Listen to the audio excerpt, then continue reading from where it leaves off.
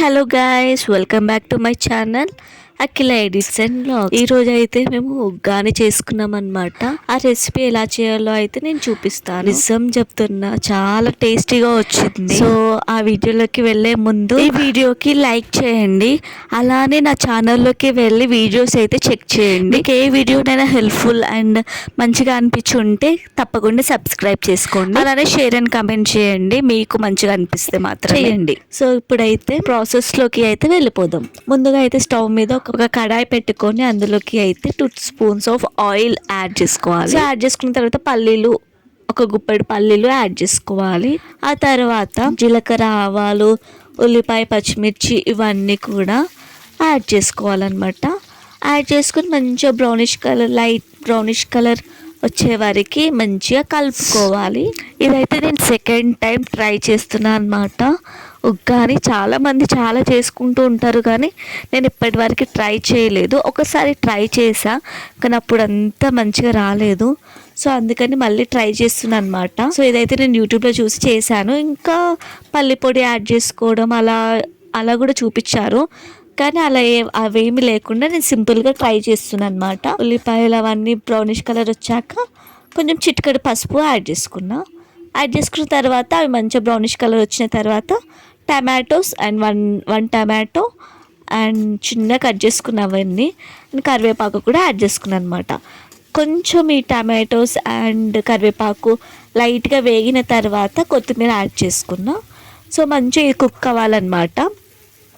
ఇది బాగా కుక్ అయితేనే టేస్ట్గా ఉంటుంది, నాకు అర్థమైందనమాట. సో మీకు కూడా ఇదొక టిప్ అనుకోవచ్చు. మంచిగా అవి కుక్ అయిన తర్వాత అయితే మనకి స్పైసీకి తగినంత కారం, ఉప్పు, ధనియా పౌడర్ ఇంకేమైనా యాడ్ చేసుకోవచ్చు. కారం, ఉప్పు అయితే యాడ్ చేసుకున్నాను. యాడ్ చేసుకున్న తర్వాత ఇక్కడైతే బొంగులు చూస్తారు కదా, తెలంగాణలో అయితే బొంగులు అని అంటారు, ఆంధ్రాలో మురమరాలు అంటారు, ఇంకా సంథింగ్ అంటారు. అయితే అవైతే మనం వాటర్లో ఒక 30 సెకండ్స్ ఉంచి బయటికి తీయాలి. బయటికి తీసి పిండేసి ఒక బౌల్లోకి యాడ్ చేసుకోవాలన్నమాట. ఆ బౌల్లో తీసుకున్నది మొత్తం మనం కడాయిలోకి అయితే యాడ్ చేసుకొని మంచిగా కలుపుకోవాలి. సో చూసారు కదా ఎంత బాగా కనిపిస్తుందో. ఇలా కలుపుకున్న తర్వాత అయితే మంచిగా కొత్తిమీర అండ్ నిమ్మకాయ కూడా యాడ్ చేసుకోవాలన్నమాట. హాఫ్ లెమన్ అయితే సరిపోతుంది.